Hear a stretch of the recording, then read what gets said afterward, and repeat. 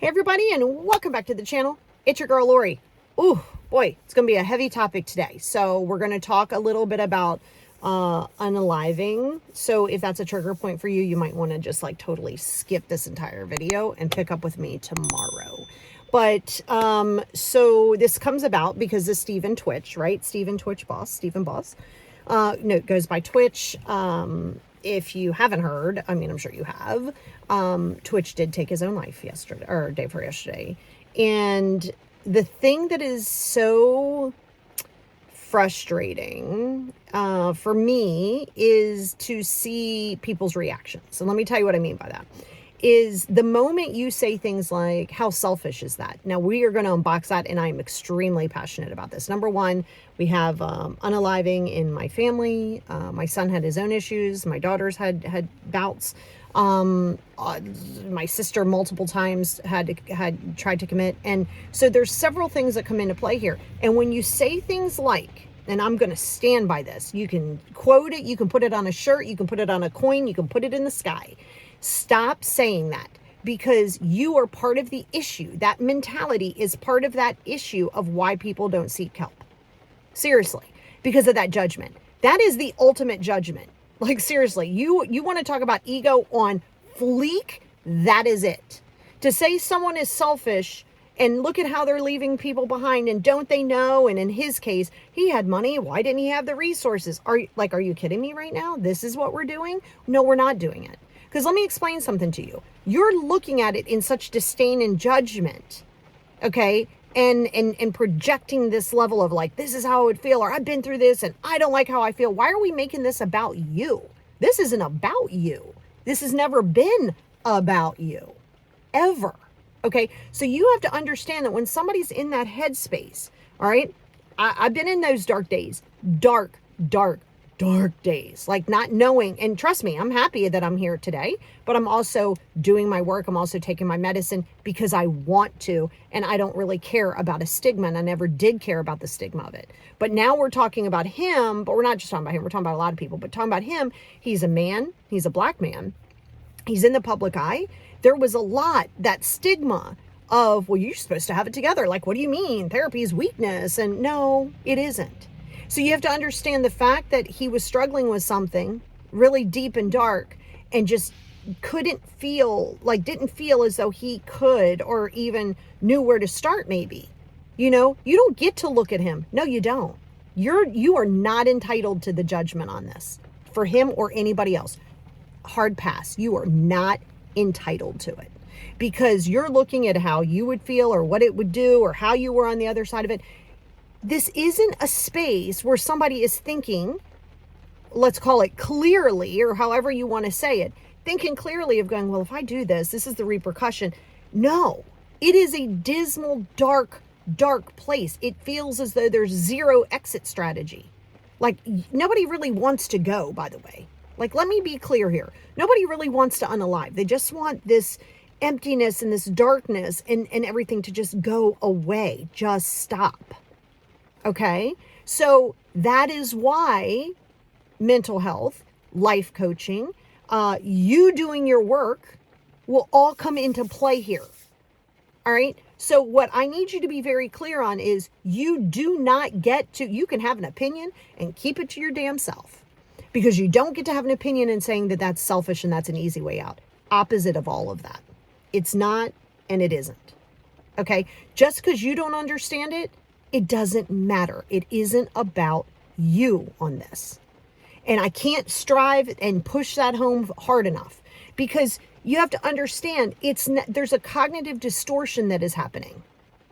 When a cognitive distortion is in play, you're not just going to think, okay, I'm going to compare this. It's nowhere, they're not even on the same planet. I got it. But let's say you've been angry, or let's say you get angry. Something happens, you get angry, and you just go into reaction mode. You are mad as hell. You throw something across the room, you're lashing out at other people, and then you go, oh my God, what just happened there? Like, I almost didn't have control over myself. I teach people how to control their anger, but that instinct, it's a very similar, oh my God, like it's almost like you're not in control of your mind at that time. Okay, so like I said, not even in the same world, but similar in that fact of it's not coming from a clear space of mind. It's coming from a very distorted lens. Just a fact. So before you have the audacity, and I said it, the audacity to sit in judgment of, and not just in this case, on anything that somebody's doing, if they're cheating on their husband, stop judging it. They're just not, that's not what you would do. That's fine. If you don't want to associate, that's fine. But do not sit in judgment. You do not hold the right to do that. You are not superior over someone else. And that's a fact. You are not superior. You're not better than somebody else because you don't do this or you do this. You're not. Everybody on this planet, you, me, everybody on this planet has either gone through some really tough stuff, are going through it now, or might in the future. So stop looking at it and judging it and trying to understand it. Focus here. All that stress and energy that you're putting, and that holier than thou sort of looking down your nose at somebody, focus it here. Because let me tell you, how do you know you have self-love? Let me explain that to you. Self-love and self-confidence is when you don't judge anybody else, including yourself. When you've achieved, and when I say achieved, it's not a goal that ends. When you've achieved that self-love, that healing, those things like that, when you've achieved that and you know that you will always have to do that work for the rest of your life, that's right, I said it, for the rest of your life, okay? When you get there, you can look and be like, oh my God, I have so much empathy. Oh, so much empathy. And I'm so sad about that. But you're not sitting in judgment, okay, about this situation. Now, you're not going to sit in judgment about anything. I can't believe that she went out and she cheated on her husband. Why are you judging that? Why do you need to know why? You are not entitled to that. If that's not what you would do, that's fine. If your friendship is going to be divided because of that, then divide it. If it isn't, then accept it for what it is, but don't go and tell your other friend over here how trashy this person is and then try to be friends with them, because now you're the epitome of that fake person that you say that you hate.